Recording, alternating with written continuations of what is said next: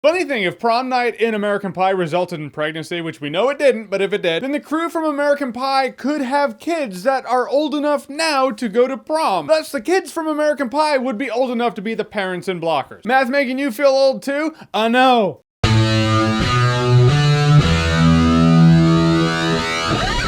Cock Blockers. It's called Cock Blockers. The title is Blockers, but it has that in front of it, which is a cock. Clever way of getting around that, though. So Cock Blockers is essentially the whole we want to lose our virginity at prom story. A high school teen sex comedy. We've seen it 100 times before. In Cock Blockers, it's a group of 3 friends. They want to lose their virginities on prom night. Then the parents get wind of this. They start freaking out, so they want to, cock block them. Now we have a movie of a night of shenanigans. And I want to give props to the cast in this movie. The 3 friends, I didn't even think about how they work together so well. Chemistry in movies is a funny thing. When it sucks, it's obvious. When it works really well, you almost don't notice it because it so organically flows. Kind of like you don't usually notice the visual effects in a movie unless they suck. Visual effects are used all the time, and when they're good, you don't notice that they're even being used. Like people now are like, CGI sucks. Not bad, CGI sucks. And it's noticeable. That's how chemistry is, and that's how it is with this crew. This crew so organically feels like best friends. I wouldn't be surprised if they're actually best friends in real life. Unlikely. I'm just saying, they were all really great. They didn't overdo it. They weren't cartoon versions of themselves. They just felt like 3 girls who hang out in high school. Maybe you want to get some ass tonight. Who knows? As for the parents, the standout was this dude. This dude you've seen in a lot of things, including the best movie of all time, Suicide Squad. Just owning it at this point. This dude's the show stealer. He's the one I remember in this movie because he's that character that just sticks with you in a comedy. At least a comedy based around family. There's always that friend who's kind of a burnout, doesn't have his shit together. But damn it, he is the funniest one to watch on screen, but he's also the one you don't want as a Facebook friend. Leslie Mann's really good. We've seen her in comedy. It's what I know her from, so you know she has it. John Cena is the one I want to talk about because very rarely does someone who's known for,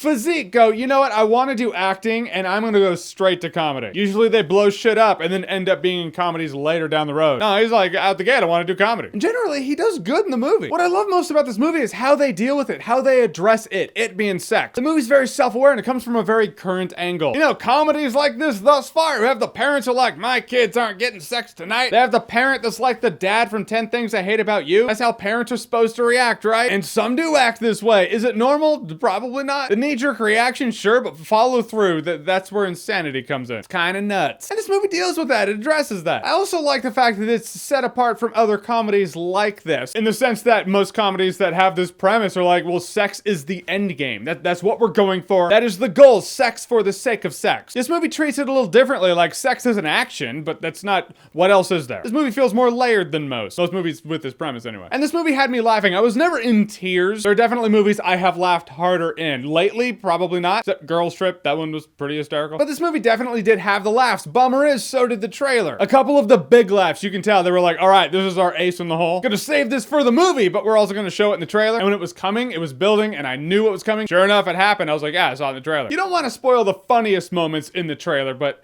comedies usually do that. It's a tough line to walk for comedies. You got to sell the movie in the trailer. You do that by showing funny stuff. How much is too much? The trailer for this movie, I think it crossed the line a bit. And some of the editing was choppy in parts. One scene in particular, not going to spoil it for you, but it does have to do with lights being out. It's very dark. And I was like, there is no way anyone can get out of this scenario. Very next scene, they're all running down the street like, oh man, that was crazy. I was like, how'd you get out of that? I guess we'll never know. Maybe the cutting room floor has something they'll show in the Blu-ray. But in the end, with Blockers, I had a good time. It's not just that it was a pretty funny movie. By the end of this movie, I was like, this movie had a lot of heart. That's where I feel the payoff is. If a scene's supposed to make you laugh, maybe it doesn't. At least there's sentimentality as a backup. The first act is a bit choppy as it tries to get going, but once it does get going, it is a good time. No alcohol required. Funny thing is, when I reflect on the demographic this movie's meant for, it's obviously geared for teenagers and their parents, but I feel like it does aim towards the parents more. Just keep that in mind. Alright, so Blockers, which is actually called Cock Blockers, but they can't say Cock Blockers on the posters, so we do have an icon. Have you seen it? What did you think about it? Whatever you thought, comment below, let me know. And as always, if you like what you've seen here and you want to see more, click right here to see more.